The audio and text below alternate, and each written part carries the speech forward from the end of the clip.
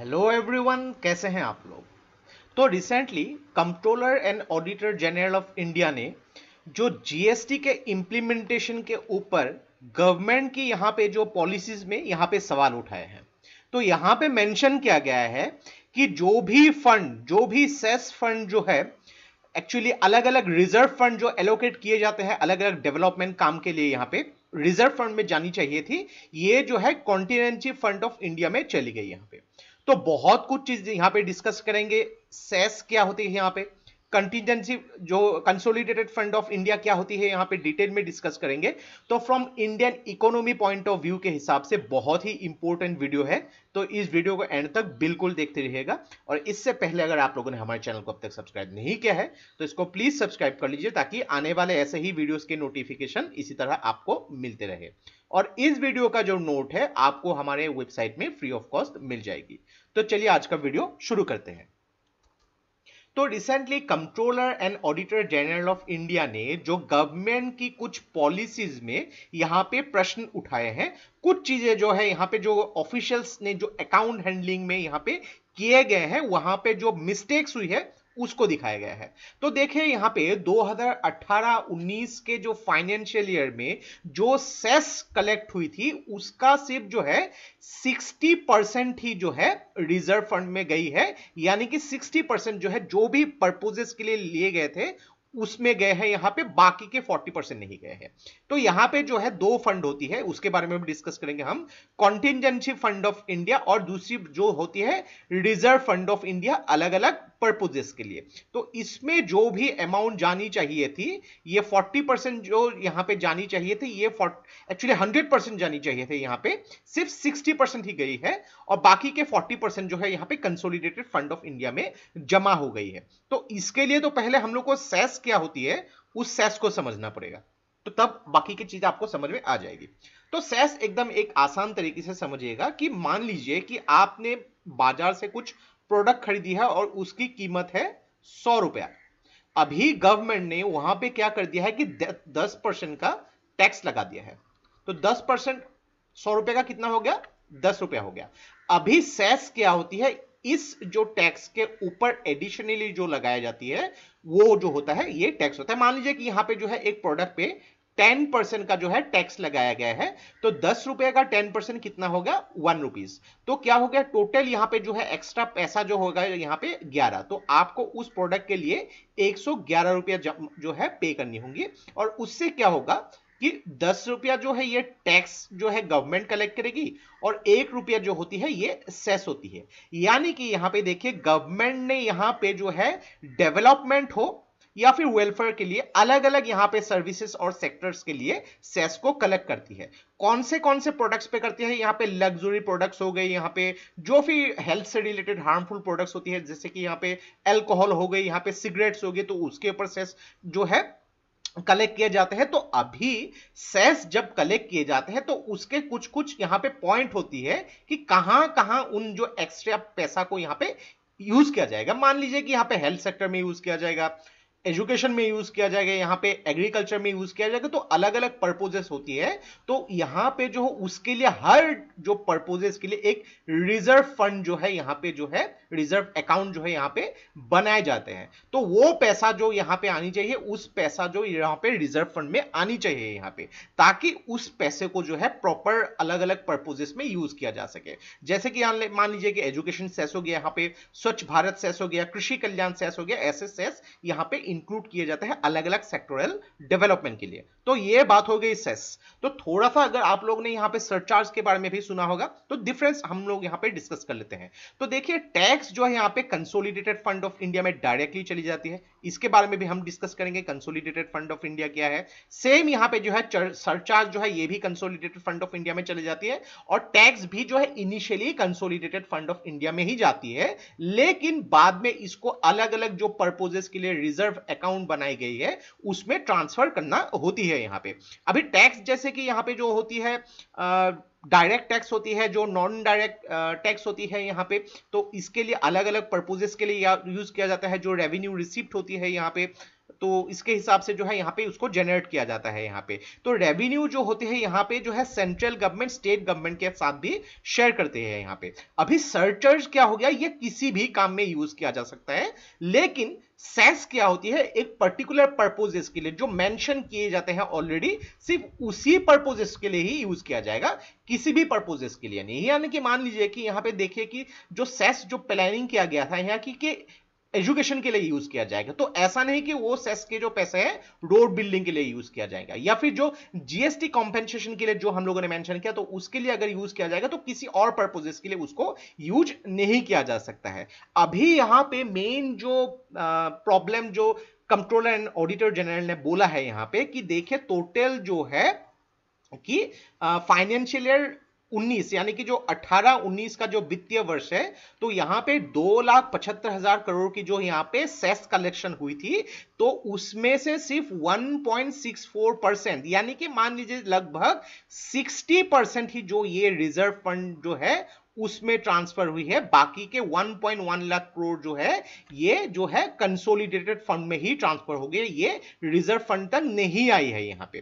तो इनमें से देखेंगे यहां पे 47.272 करोड़ जो जीएसटी कंपेंसेशन सेस था, ये रिजर्व फंड में क्रेडिटेड नहीं हुई है। तो इसके ऊपर पहले मैं वीडियो बना चुका हूं, इन शॉर्ट डिस्कस कर लेता हूं एक बार कि देखिए यहां पे फाइनेंशियल ईयर 18 में जो है सेस जनरेशन जो देखिए लगभग 62,611 करोड़ थी, लेकिन कंपेंसेशन जो था यहां पे लगभग 41,000 करोड़ थी। तो क्या किया गया था यहां पे, जब 2017 में जीएसटी का इंप्लीमेंटेशन हुआ था तो उस टाइम में एक रूल बनाया गया था कि मान लीजिए कि जो स्टेट्स होती है तो उन स्टेट्स को यहां पे बोला गया था कि हर साल जो है 14% के हिसाब से जो है जीएसटी की रेवेन्यू जनरेशन होगी। यानी कि मान लीजिए कि इस साल जो है पर्टिकुलर एक स्टेट का 100 रुपया का अगर जीएसटी रेवेन्यू जनरेशन हुई है, नेक्स्ट साल जो है ये 114 रुपया होनी चाहिए। अगर मान लीजिए ये 100 रुपया से अगर 114 रुपया नहीं हो गया, मान लीजिए कि कम हो गया, 97 हो गया या फिर सिर्फ 105 ही हुए हैं, तो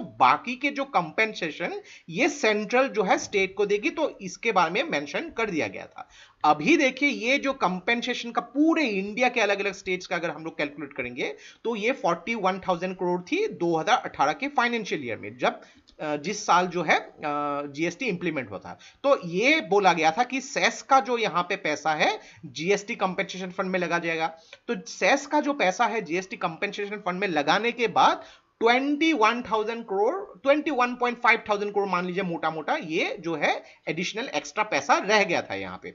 अभी ये जो जीएसटी के लिए इंप्लीमेंट किया गया है ये सिर्फ जीएसटी कंपेंसेशन के लिए ही यूज किया जाएगा, किसी अलग पर्पजेस के लिए नहीं यूज किया जा सकता है। सेम देखिए यहां पे फाइनेंशियल ईयर 19 में देख सकते हैं आप 25,000 करोड़ का जो एक्सेस रह गया था। अभी ये दोनों क्या हो गया, बाद में यहां पे फाइनेंशियल ईयर 20 जो है लगभग अगर मान लीजिए कि आप मार्च फरवरी से जो कोरोना का प्रॉब्लम हो गया था तो कंपेंसेशन ये बढ़ के काफी हो गया था, लेकिन सेस कम हो गई यहां पे। तो क्या हो गया यहां पे 69,858 करोड़ की जो यहां पे जो है सेस जो कम हो गई थी यहां पे। तो देखिए यहां पे जो सेस का जो एडिशनल ये दोनों थी, इसका पैसा मिला के और कंसोलिडेटेड फंड के पैसे मिला के जो है ये कंपेंसेशन को पे कर दिया गया था। लेकिन जो यहां पे फाइनेंशियल ईयर 2020-21 में ये प्लानिंग किया गया है, अभी तक तो खत्म नहीं हुई है, कि जो कंपेंसेशन देना पड़ेगा 3 लाख करोड़ की देनी पड़ेगी यहां पे, और जो सेस जनरेशन होगी सिर्फ 65,000 यानी कि 2,35,000 का शॉर्टफॉल होगा। तो गवर्नमेंट ने यहां पे बोला है कि सिर्फ यहां पे 2,35,000 नहीं, सिर्फ 97,000 करोड़ ही जो है यहां पे जो कंपेंसेशन लॉस हुई है। बाकी की जो कंपेंसेशन जो यहां पे देनी पड़ेगी ये because of act of God, यानी कि कोरोना वायरस की वजह से हुई है। जीएसटी का इंप्लीमेंटेशन में यहां पे कुछ भी रोल नहीं है। तो इसके ऊपर मैं वीडियो बना चुका हूं। तो ये अभी इसके बारे में ही जो है अलग अलग जो है गवर्नमेंट ने दो रिकमेंडेशंस भी दी थी यहां पे। तो ये हो गई जीएसटी इंप्लीमेंटेशन के बारे में बात। तो यहां पे देखिए गवर्नमेंट ने यहां पे बोला है कि एक्चुअली जो कंट्रोलर एंड ऑडिटर जनरल ने बोला है कि ये जो 47,272 करोड़ है, ये जो है जीएसटी के कंपेंसेशन के लिए जो सेस रखा गया था, तो ये जो है रिजर्व फंड जो होनी चाहिए उसे यहां पे जो है क्रेडिटेड नहीं हुई। अलग अलग और भी सेक्टर के लिए यहां पे बोला गया है कि रोड एंड इंफ्रास्ट्रक्चर की जो सेस है यहां पे लगभग 10,157 करोड़, ये भी जो रिजर्व फंड में जमा होनी चाहिए थी ये नहीं हो गई यहां पे। देन यहां पे यूनिवर्सल सर्विस लिवाई के लगभग 2,123 करोड़, और यहां पे नेशनल मिनरल ट्रस्ट लिवाई के लगभग 79 करोड़ अलग अलग यहां पे जो रिजर्व फंड एलोकेट किए गए थे वहां पे नहीं हुए। और इसके अलावा यहां पे ऐसा नहीं बोला गया है कि ये करंट जो गवर्नमेंट है उसके पुराने जो गवर्नमेंट के बारे में भी बोला है, क्योंकि 2010 से लेकर 2020 तक ये 10 वर्षों में जो सेस कलेक्ट किया गया था क्रूड ऑयल से, तो ये जो है 1,24,399 करोड़ जो है लगभग 1.25 करोड़ आप मान सकते हैं, ये भी जो है उसके डेजिग्नेटेड रिजर्व फंड में जो है एलोकेट नहीं किए गए थे यहां पे, जो ऑयल इंडस्ट्री डेवलपमेंट बोर्ड के लिए जो है इंप्लीमेंट होनी चाहिए थी। तो ये पॉइंट जो है साफ कर दिया है यहां पे। तो ये हम लोग को समझ में आएगा कि कैग ने एक्चुअली बोला क्या है यहाँ पे। तो अभी जैसे कि हम लोगों ने यहाँ पे कहा कि जो सेक्स हो गई यहाँ पे या फिर जो लिवाइस हो गई यहाँ पे, अलग अलग रिजर्व फंड यहाँ पे जो है एलोकेट किया जाता है, जैसे कि जीएसटी के इंप्लीमेंटेशन के लिए हो गया, यहाँ पे अलग अलग फंड होती है तो इसके लिए रिजर्व फंड होती है। तो ये रिजर्व फंड में जो भी पैसा आएगा वो पैसा सिर्फ, अगर मान लीजिए जीएसटी के लिए आया है रिजर्व फंड में, सिर्फ जीएसटी के लिए ही यूज होगा, बाकी किसी भी दूसरे काम के लिए यूज नहीं किया जा सकता है। तो ये हो गई सेस के जो रिजर्व फंड के बारे में। अभी क्या हो गया यहाँ पे, जो टैक्स आती है गवर्नमेंट के पास, जो रेवेन्यू रिसीप्ट आती है, तो गवर्नमेंट को हर साल बजट में ये मेंशन करती है कि 42% जो है गवर्नमेंट भारत के अलग अलग स्टेट्स को यहाँ पे जो है जो रेवेन्यू रिसिप्ट आती है वो स्टेट्स को देना पड़ता है। अभी यहां पे बात की है कि स्टेट्स को जो रेवेन्यू रिसिप्ट मिलती है अलग अलग स्टेट्स को, उन 42% में से अलग अलग स्टेट्स को अलग अलग होती है यहाँ पे। तो ये स्टेट जो है यहाँ पे ये जो है रेवेन्यू एक्सपेंडिचर में भी यूज कर सकती है या फिर कैपिटल एक्सपेंडिचर में भी यूज कर सकती है। तो इसका मीनिंग यही है कि स्टेट जो है यहाँ पे जो है अलग अलग पैसा जो खर्च करना होता है, अलग अलग यहाँ पे मान लीजिए कि जो गवर्नमेंट एम्प्लॉइज को पैसे देने होते हैं यहाँ पे अलग अलग सेक्टर में होती है, यहाँ पे इसमें जो है रेवेन्यू एक्सपेंडिचर में खर्च करती है, या फिर कैपिटल एक्सपेंडिचर यानी कि एयरपोर्ट्स बनाना, ब्रिजेस बनाना, रोड्स बनाना, यहाँ पे भी स्टेट्स खर्च कर सकते हैं। लेकिन गवर्नमेंट के पास जो रेवेन्यू एक्सपेंडिचर होती है ये सब जो है कोई एसेट क्रिएशन करने में खर्च नहीं कर सकती। तो मेजर डिफरेंस रेवेन्यू एक्सपेंडिचर और कैपिटल एक्सपेंडिचर का यही है यहाँ पे। तो देखिए यहाँ पे हम इतने टाइम से बोल रहे हैं कि कंसोलिडेटेड फंड ऑफ इंडिया, तो कंसोलिडेटेड फंड ऑफ इंडिया के ऊपर भी आपको प्रश्न आ सकता है, तो इसको डिस्कस करना बहुत जरूरी है। तो आर्टिकल 266 क्लॉज 1 में जो है भारत के कॉन्स्टिट्यूशन के कंसोलिडेटेड फंड ऑफ इंडिया में इंडिया के बारे में मेंशन है। अभी कंसोलिडेटेड फंड ऑफ इंडिया किया होती है पूरी यहाँ पे जो है रेवेन्यू रिसीप्ट जो होती है यहाँ पे, तो रेवेन्यू रिसीप्ट यहाँ पे जो है जो टैक्सेस के थ्रू आ गया या फिर नॉन टैक्स रेवेन्यू हो गया। तो यहाँ पे टैक्सेस के थ्रू जो आती है इनकम टैक्स हो गई, यहाँ पे जीएसटी हो गई, सेंट्रल एक्साइज हो गई, यहाँ पे कस्टम्स आ गई, ये सब जो है टैक्सेस के थ्रू जो रेवेन्यू रिसीप्ट जो आती है ये आती है। और दूसरी जो है यहाँ पे non tax revenues. Non tax revenues मतलब क्या है कि मान लीजिए कि भारत की गवर्नमेंट ने भूटान की गवर्नमेंट को मान लीजिए कि 500 मिलियन यूएस डॉलर का जो है यहाँ पे लोन दे के रखा है, तो यहाँ पे भूटान की गवर्नमेंट क्या करेगी, हर साल जो है यहाँ पे कुछ परसेंट भारतीय गवर्नमेंट को देती रहेगी इन 500 मिलियन के ऊपर। तो ये जो हो गया नॉन टैक्स रेवेन्यू। तो ये जो है जो कंसोलिडेटेड फंड ऑफ इंडिया में आती है। देन कहां से आती है, जब भारत की गवर्नमेंट यहां पे लोन जो है लोन के बारे में मेंशन करती है थ्रू पब्लिक नोटिफिकेशन हो गई, ट्रेजरी बिल्स हो गई, या फिर अलग अलग जो देशों की गवर्नमेंट पे करती है, यहाँ पे इंटरनेशनल इंस्टीट्यूट हो गए जैसे कि वर्ल्ड बैंक हो गई, एशियन डेवलपमेंट बैंक, तो वो जो लोन आता है वो भी कहां पे आता है, कंसोलिडेटेड फंड ऑफ इंडिया में आती है। अभी गवर्नमेंट को कुछ भी खर्चा करना पड़े, यहां पे कहीं पे भी खर्चा करना पड़े, चाहे वो रेवेन्यू एक्सपेंडिचर हो और कैपिटल एक्सपेंडिचर, कहीं पे भी खर्चा करना हो तो वो कंसोलिडेटेड फंड ऑफ इंडिया से ही जाएगा यहाँ पे। तो यहां से जो है पब्लिक अकाउंट और कॉन्टिजेंसी फंड से नहीं जाते, बिकॉज हम लोग जानते हैं यहाँ पे 3 टाइप के अकाउंट होती है। एक तो होती है यहाँ पे कंसोलिडेटेड फंड ऑफ इंडिया, दूसरा जो है यहाँ पे कंटिजेंसी फंड होती है, और तीसरा जो है पब्लिक अकाउंट होती है। तो यहाँ पे सिर्फ कंसोलिडेटेड फंड ऑफ इंडिया से ही ये सब होगा। अभी कुछ भी अमाउंट अगर विथड्रॉ करना है तो उसके लिए पार्लियामेंट का ऑथोराइजेशन लेना होगा, अगर कंसोलिडेटेड फंड ऑफ इंडिया से लेना होता है यहाँ पे। तो controller and auditor general of India जो होती है, सारे के सारे यहां पे कितने पैसे खर्च हो रहे हैं, कितने पैसे आ रहे हैं, कहां से कहां जाना चाहिए, सब कुछ ये ऑडिट करती है। तो आप लोग ये सोच रहे हैं भाई ठीक है, ये पैसा यहां पे करप्शन नहीं हुई है, ये सिर्फ कंसोलिडेटेड फंड ऑफ इंडिया में जा रही है, रिजर्व फंड जो होनी चाहिए यहां पे नहीं जा रही है। तो इसमें प्रॉब्लम क्या है? तो देखिए यहां पे एक चीज होती है कि ये एलिगेशंस लगाए हैं गवर्नमेंट के ऊपर, क्योंकि यहां पे फिस्कल डेफिसिट जो है ये गवर्नमेंट जो है बढ़ाने की कोशिश कर रही है। अभी फिस्कल डेफिसिट तो आपको पता ही होगा, यानी कि जो यहां पे रिसिप्ट जमा होती है यहाँ पे, जो हो गई जो टैक्सेस हो गई या फिर नॉन टैक्स रेवेन्यू के हिसाब से जो रिसिप्ट जमा होती है, और गवर्नमेंट जितना इतना खर्चा करती है, तो उसका डिफरेंस, अगर मान लीजिए कि गवर्नमेंट के पास में 100 रुपए आ गया और गवर्नमेंट जो यहाँ पे अगर 150 रुपया खर्चा कर रहा है, तो 50 रुपया का यहाँ पे फिस्कल डेफिसिट हो गया।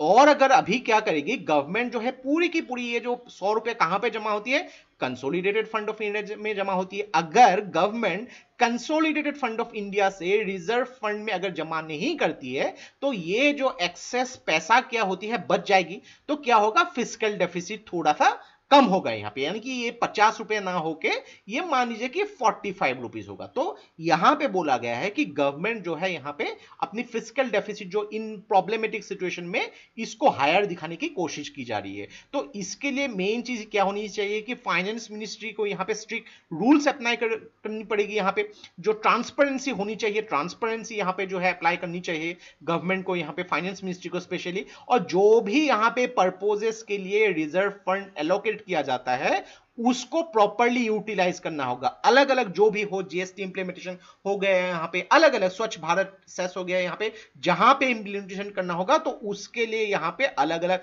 कमिटी फॉर्म करनी होगी, जिसके हिसाब से यहाँ पे काम करना होगा। तो ये था हम लोग का complete analysis regarding controller and auditor general का जो रिपोर्ट है regarding GST. In and out यहाँ पे डिस्कस किया है, किसी भी एंगल, कुछ भी एंगल यहां पे छोड़ा नहीं गया है।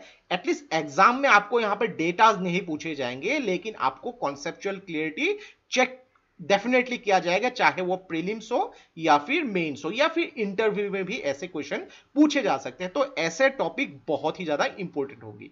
तो यहां पे आने वाले टाइम में और भी अगर ऐसे न्यूज मिलते रहेंगे तो हम लोग आपके साथ यहां पे शेयर करते रहेंगे। तो ये वीडियो अगर आप लोग को अच्छा लगा, इसको प्लीज लाइक कीजिए, इसको सब्सक्राइब कीजिए, उसको शेयर कर दीजिए, क्योंकि ऐसे वीडियोस बनाने के लिए हम लोग को बहुत ज्यादा मेहनत और रिसर्च की जरूरत होती है, और आप लोगों का सपोर्ट हम लोग को बहुत ज्यादा इंस्पायर करता है और भी हार्ड वर्क करने के लिए। तो आज के लिए बस इतना ही, देखते रहिए Study Rise, take care, thank you and Jai Hind.